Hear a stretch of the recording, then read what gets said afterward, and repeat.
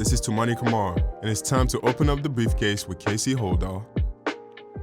Greetings, Blazer fans, and welcome to The Briefcase, presented by Spirit Mountain Casino. Episode 152 of The Briefcase, presented by Spirit Mountain Casino. I am Casey Holdahl, and the Portland Trailblazers offseason rolls on. Deni and Toumani get most improved votes. Donovan Clingan doesn't get any votes for Rookie of the Year, which is absolutely ridiculous. The group stage at Eurobasket is set. Potentially a number of Trailblazers playing this summer in Poland at Eurobasket, and at least we know which games will take place in the group stage with potential Blazers playing in that. So we'll discuss that schedule as well. And we'll get to the NBA playoffs. First round about ready to wrap up on this edition of The Briefcase presented by Spirit Mountain Casino. Well, I guess we should have done a segment here on The Briefcase where maybe we could have called it like also receiving votes or something like that, because as the NBA award season rolls on, Trailblazers not getting a whole lot of actual awards, but they are getting votes in some of these awards, which, you know, you gotta get the votes first until you can get to a point where you can maybe win some of those awards. So good news for the Trailblazers to see a number of their players get at least somewhat recognized for the work they put in this season. The Trailblazers, one of the most improved teams, I think, this year, and a number of their players getting some credit for that. So the NBA announced this week that Dyson Daniels, Atlanta Hawks guard forward, had one most improved player with 332 votes. That's 44 first place votes, 36 second place votes, and 4 third place votes, and that was almost double the second place votes getter Zubac out of the Clippers. So congratulations to Dyson Daniels. Dyson Daniels also a guy that was right up there in the Defensive Player of the Year voting as well. But it's really nice to see the Trailblazers get a few players who got some votes in most improved as well. And that was something that I've talked about throughout, I would say, kind of towards the end of the season. You know, we did the campaign for Toumani for Defensive Player of the Year, and rightfully so. And hopefully that will have some effects in terms of Toumani getting on an All-NBA team. But I was actually also a little surprised we didn't maybe kind of put up a few guys for most improved, because we did have a number of players who really improved their game this year. Deni Avdija ended up 8th in the voting for most improved player this year. He did get 1 first place vote, 3 second place votes, and 3 third place votes. And Toumani Camara finished 12th with 1 second place vote and 2 third place votes. The thing about most improved too, and then people have talked about this, is that nowadays it just seems to go to guys taken, you know, in the top 15 who, you know, in their first 2 or 3 seasons have gotten better. And, you know, there's a debate about whether or not that's really the point of most improved player. I think a lot of people would say that if you were taken in the lottery anyways, like you should be a pretty good player, and maybe you're not necessarily improving as much as you're just, you know, the progression of your career, which, you know, is improvement. That's not to say you're not actually improving, but I think maybe the idea too for some people is like, you know, a guy who was taken, you know, top 5 winning most improved. It's like, well, he's already supposed to be pretty good. And so, you know, for me, obviously, you know, Deni kind of qualifies for that as well. Obviously, Dyson Daniels does as well. But Toumani Camara does not. You know, Toumani taken in the second round. And for him to already round himself in his second season into a 100% verified NBA starter, I think is, you know, that shows quite a bit of growth. And again, I've talked about this when it comes to like Coach of the Year voting, that a lot of times it seems that vote is more about who did better than we thought they were going to do, not so much who do I think is the best coach in the NBA. And, you know, I guess there is probably a little bit of that in what I'm saying right now, and that, you know, did Toumani really improve a whole lot, or did he just not get drafted where he probably should have? You know, I think there's probably, you know, I think it's probably a mixture of both those things. So part of it is like, yeah, Toumani probably shouldn't have fallen all the way to the second round. But he has also gotten a lot better too. So, but Deni Avdija as well. I was actually a little surprised that he didn't get more kind of organic, you know, buzz for that, because, you know, I mean, after, again, rough kind of month and a half of the season for Deni, but after that, and particularly, you know, once 2025 came around, really eye-opening performance from Deni this season. And I think not just in Portland, but in the NBA community as well. A guy who, again, I think, you know, you liked that trade when the Blazers made it, and I think you feel a whole lot better about it now, even though you probably liked it when it went down in the first place. So, you know, for me, and I also think Deni is kind of guy, the way he played this season, I think it bumps up your expectations for what you're going to be able to do in the next couple seasons. You know, like maybe not next season, maybe that's kind of when it doesn't really kind of take that next step. But I think the season after that, particularly, you know, if they're able to fill some gaps and kind of balance the roster out a little bit, I think, you know, you really the way that guys like Deni and Toumani played this season, I think really gives you a feeling that like, hey, we're not as far off as I think maybe some people might have assumed we were at the beginning of last season. So Deni gets 8th in most improved, Toumani gets 12th. Both guys very deserving. I think Deni is probably moving on to the point where like he's a well enough known player now where even if he does get better next season, I don't know if he'd really get a whole lot of credit for that in terms of most improved player. But I do think Toumani, a guy who, by getting some votes this year, both in terms of most improved and defensive player of the year, I think that puts him on a path going into next season to where if he's able to continue to make the progress that he made this year, I think Toumani becomes a real likely candidate for most improved next season. Should also mention, too, that according to Sean Highkin, Toumani Camara is going to be the player representing the Portland Trail Blazers at the draft lottery, which is cool. The Blazers didn't draft Toumani, and as I just mentioned, he probably went later than he probably should have, which is kind of fun to put him at a draft lottery event because it's like no one even considered Toumani for the draft lottery, maybe not even for the first round. So for him to go back there after 2 seasons of playing and playing very well, it's kind of I think there's something a little poetic to that. So congrats to Toumani. I'm sure he will represent the Trailblazers as well. And 2, if you could go get a high pick for the team, maybe even the first pick, that'd be great, man.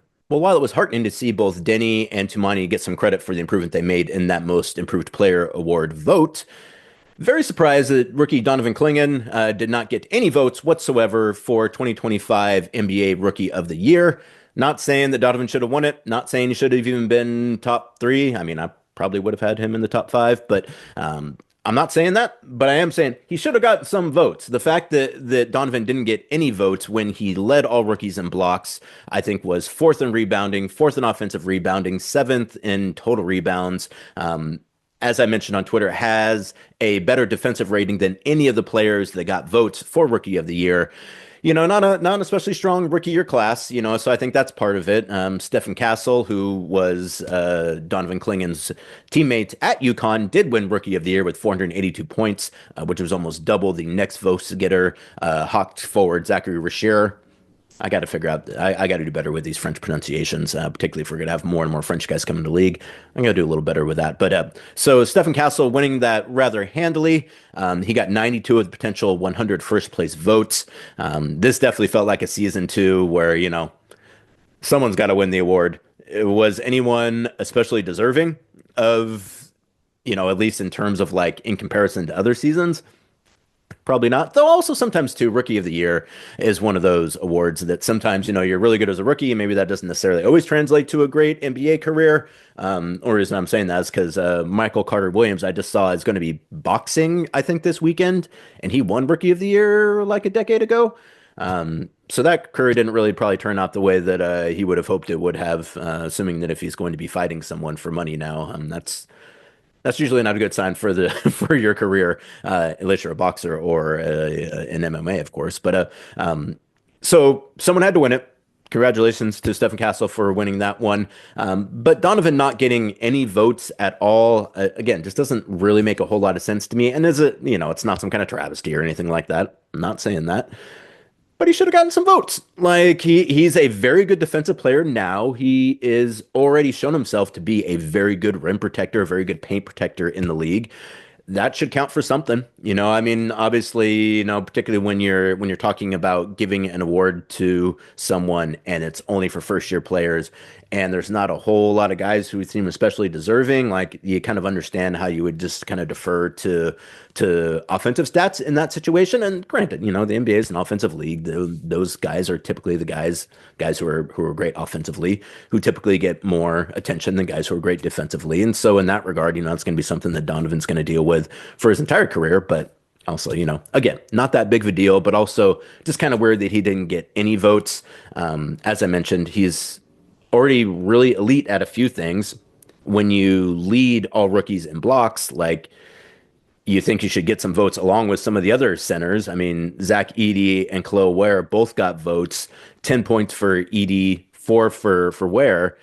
And Jared McCain, who, if he doesn't blow out his ACL, definitely wins Rookie of the Year this year. But he only played 23 games and he got at least one vote in Rookie of the Year, which I don't even think he was qualified to get that vote. I mean, I guess if a name was on the ballot, you can vote for it. And maybe Rookie of the Year, that the 66 games or whatever doesn't extend to Rookie of the Year. I don't know that. But either way, he only played 23 games and he got a vote. Donovan Clingan played the entire NBA season as a big man. Not especially easy for big men in the NBA these days, especially bigs like Donovan. And he comported himself very well. I think, again, showed himself to already be a very good rim protector, a guy you feel very confident about his ability to be a strong defensive-minded anchor for your defense for years and years to come. So, I wish he would have gotten a little credit for that. Again, shouldn't have won it. Shouldn't have maybe even been one of the top vote getters, but should have gotten some votes. So, come on, NBA media. If we're going to act like, if we're going to state that defense is actually important, which it is, and I feel like people who, pay attention to the game like you would hope people in the media do, that's half the game. Literally half of basketball is defense. And so if you are good on defense, that should count for something, particularly in a season where you have a bunch of candidates for Rookie of the Year, none of whom are blowing your hair back in terms of the way they played this year. So doesn't matter now. There's nothing can be done about it now. There's no sophomores of the year, so it's not like you can give Donovan some votes next year. But either way, give the guys who actually are trying on defense a little bit of credit, guys. Give them a little bit of love. Give them some votes. Donovan Clingan, you deserve some Rookie of the Year votes. Maybe not necessarily winning the thing, but you should have got some votes. And I think you're better than Zach Edey this year anyways. Personal opinion. Well, I mentioned on the last edition of the briefcase that the Trailblazers could potentially have as many as 4 players at Eurobasket 2025, which is the European Championships. Obviously, the team that wins the European Championships automatic qualification to the World Championships, and I believe the Olympics as well. So a very good chance to see some interesting competition this summer. It starts end of August, runs through, I think, the first couple weeks of September. Group play stage starts at the end of August, and all of the Trailblazers potentially who might play are all in the same group, which gives you the opportunity to basically set your calendar for some games you might be able to watch later in the summer. And again, we're talking months and months and months away, but it's the off season. We don't know what draft pick Trailblazers have yet, so it's a little hard to talk about the draft. So we can talk about other things going on this summer too. So they did release the schedule for the group stage games at Eurobasket 2025 in Poland this summer. And so if we do have multiple players playing, we do know as of right now that Deni Avdija is going to play for Israel. I would assume that if Toumani Camara is available, that he will play for Belgium. I would have to imagine that Toumani is one of the best players in Belgium. The more difficult ones, though, are Rayan and Cidy in terms of playing for the French. The French, as you probably know if you pay any attention to international basketball, definitely one of the better teams in the world. I would say at this point, probably, top 3, top 5 at the absolute worst. If they're able to get their entire squad together, you could probably start saying they're 2. So we don't know necessarily if Rayan or Cidy are going to get spots there. European Championships are obviously very important in Europe. So usually they bring their best players for those tournaments. It's not like in the States where a lot of times, like for World Cup, like United States, like it just doesn't have the same, it just doesn't hit guys in the NBA the same. So they're a little less willing to participate in the World Cup as opposed to the Olympics, which everyone wants to play in the States. In Europe, they would try to tell you that the World Cup is more important than the Olympics, and that's their right to say so. We just disagree over here, and so I guess what I'm saying is that I think generally, whereas here in the States we might send kind of a secondary team to play an event like that. In Europe, they're probably sending their best squad. Now, granted, they've got some injury issues. Who knows if Victor Wembanyama is going to be available as well. They have had some retirements. As I mentioned, our good buddy Nicholas Batum wrapping it up after the Olympics in Paris. So they got a guy to replace there. Actually, they've got a number of guys to replace. The French are kind of in the situation now that Spain was in kind of in the last cycle, kind of their golden age, kind of retiring out. And France, they never kind of got all those guys on the court together at the same time. But they've also started to make a lot of progress in terms of the players they're putting in the NBA. So, they're doing a little bit of a better job of kind of backfilling some of those positions than the Spaniards have been able to do in the past couple seasons. So The reason I've said all that is because, as I mentioned, they're all in Group D together at Eurobasket. So if all those guys do end up playing, the schedule for the first round will be as such. Toumani and the Belgians facing Rayan and the French and potentially Cidy on August 28th. Then you have Deni and the Israelis versus Rayan and the French on August 31st. And then the big one, I think a lot of us would be really interested to see, Toumani and the Belgians versus Deni and the Israelis on September 2nd. That would be a really fun matchup because you would also assume that Deni and Toumani would probably end up guarding each other quite a bit in that kind of matchup. Deni, the best player in Israel. I think Toumani, again, I don't know a whole lot about Belgian basketball, but I would imagine he's probably the best player in Belgium. So, to have those guys going head to head in group stage play is pretty fun. So that, as I mentioned, that happens at the end of August, goes through September. So you also assume, too, those guys that are playing in that probably won't be around super early for kind of those pre-training camp workouts, though I would imagine that playing internationally, they're probably getting better runs anyways. So something to just put on your calendar. It's months and months off at this point in time, but we have a little extra time here on the briefcase to talk about it, so I figured why not. So Eurobasket, at least Deni, potentially Toumani, Rayan, and Cidy all participating later on this summer. Definitely worth checking out in Poland. And if you happen to be in Poland, let me know. Maybe you could be a correspondent for us. Well, this is one of my favorite weekends of the early off season. It's Kentucky Derby this weekend. Bob Baffert no longer banned at Churchill Downs, and he's always been a trainer that's always put money in my pocket. So that's my little bit of advice. I won't say advice necessarily, but I can at least talk about that kind of gambling. I can't talk about NBA gambling. But if you're someone that's looking for a chance to wager a few dollars and you're not up on the ponies, consider hanging out at the Spirit Mountain Casino, which features hundreds of state-of-the-art slot games, including brand new games like Phoenix Link. Whether you're into traditional slots or progressive jackpots, Spirit Mountain Casino is there to elevate your game. Spirit Mountain Casino, Highway 18 in Grand Ronde. Check them out. Elevate your game. Real quick, there was a little bit of Trailblazer news this week. According to Aaron Fentress at the Oregonian, Portland Trailblazers did not renew the contracts of Roy Rogers, Chris Fleming, and Ryan Gomes. Roy Rogers came over when Chauncey Billups was hired.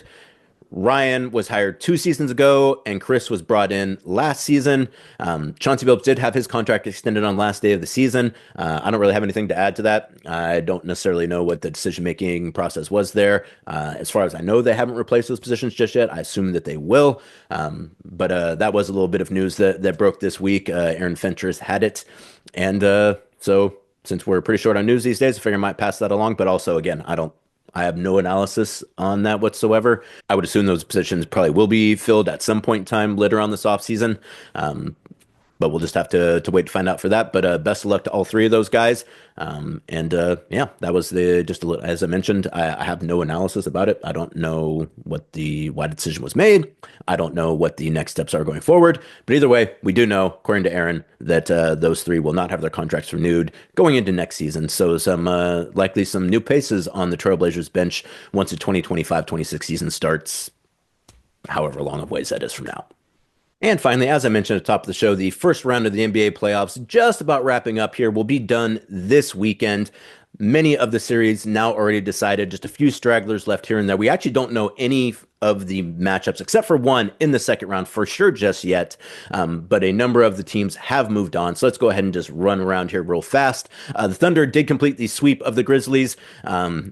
Grizzlies players saying that they had something figured out after getting swept. No, you didn't, guys. You just got swept. Blazers had that same situation with the Warriors, where they went up, they were like up 15 every single game, and they ended up losing all those games. It would have been nice to win those games. They didn't have anything figured out. They just went up against a team that was much better and a team that could just decide at any point in time, all right, let's go win this game, and then went and won it. So Grizzlies, you didn't have anything figured out. You got swept. That's all you need to know about that. Cavaliers also completed the sweep versus the Heat. The Heat absolutely rolling over in game 4 of that one as well. They were ready for their offseason to start.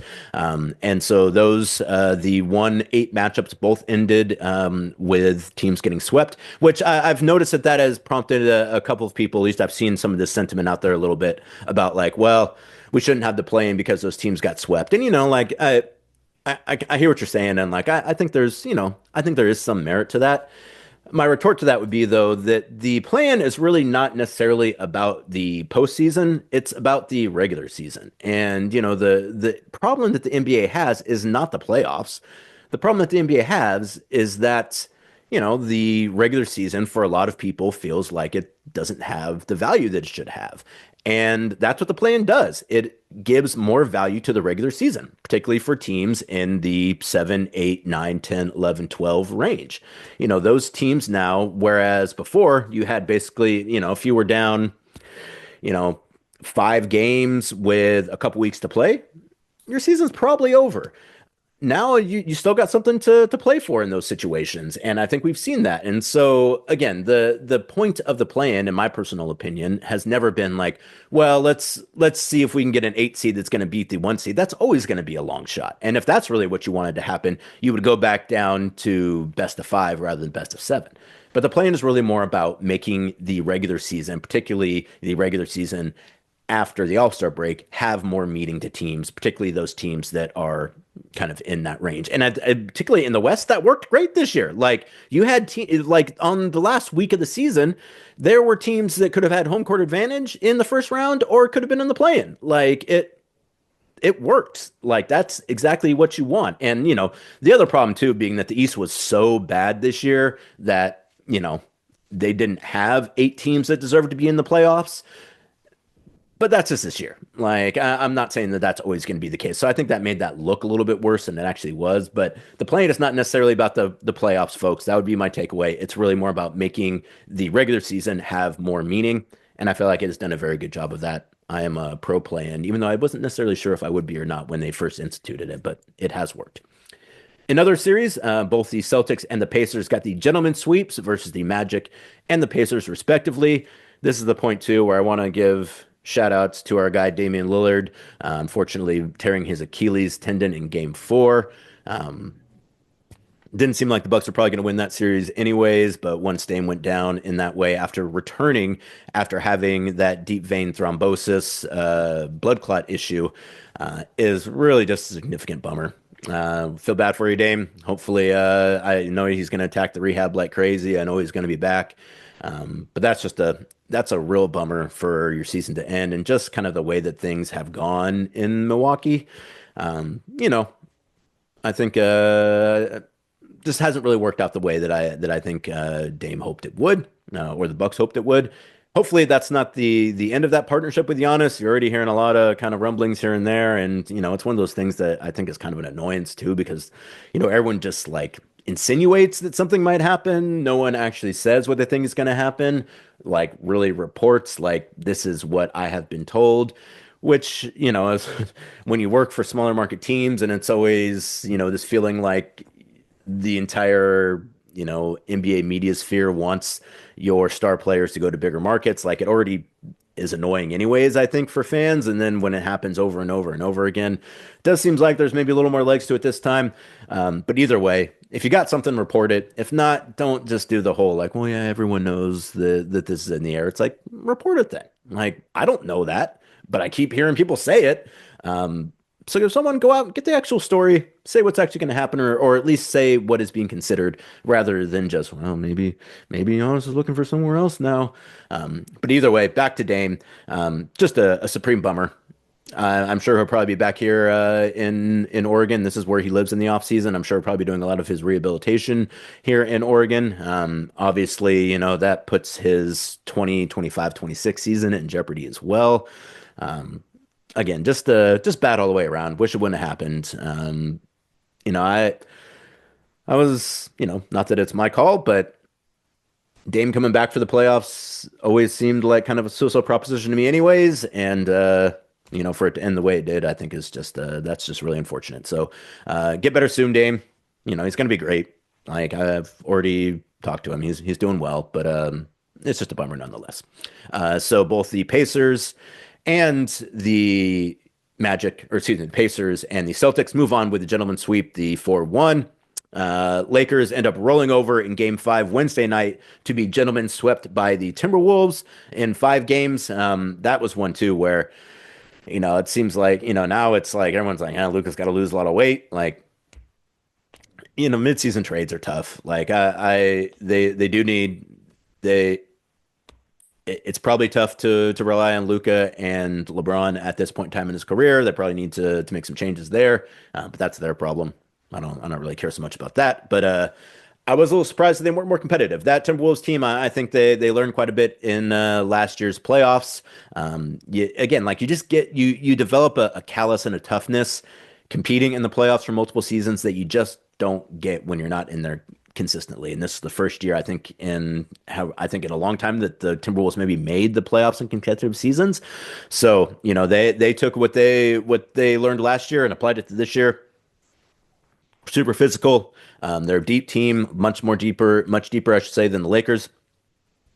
And we're able to win that series in 5 games. So congratulations to the Timberwolves and their fans in Minnesota.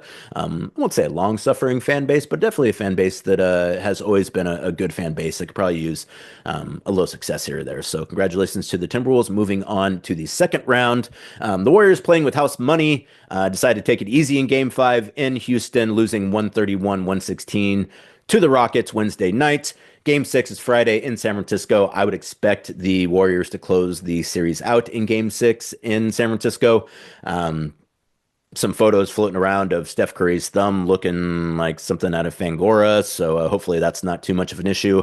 But I think, that Warriors team is kind of what I'm talking about in terms of like understanding what it takes and knowing what you're capable of and understanding what you need to do in the playoffs and able to get things done. That Warriors team can't switch it on and off like they used to be able to, but I think they can switch it off and on enough versus a young and inexperienced Rockets team to where, they knew that they had an extra game to play with, and that's how they looked in that game versus the Rockets. So as I mentioned, Game 6, Friday night in Golden State, in San Francisco, I fully expect them to close that series out and advance. And then in the 2 most exciting series of the first round, Nuggets up 3-2 on the Clippers. Game 6 scheduled for Thursday night in Los Angeles. Knicks up 3-2 on the Pistons. Game 6 in Detroit on Thursday. And I think, too, you got the Nuggets look like they're starting to kind of figure a few things out. I would fully expect both those games to go 7 at this point, but both those series to go 7, I should say.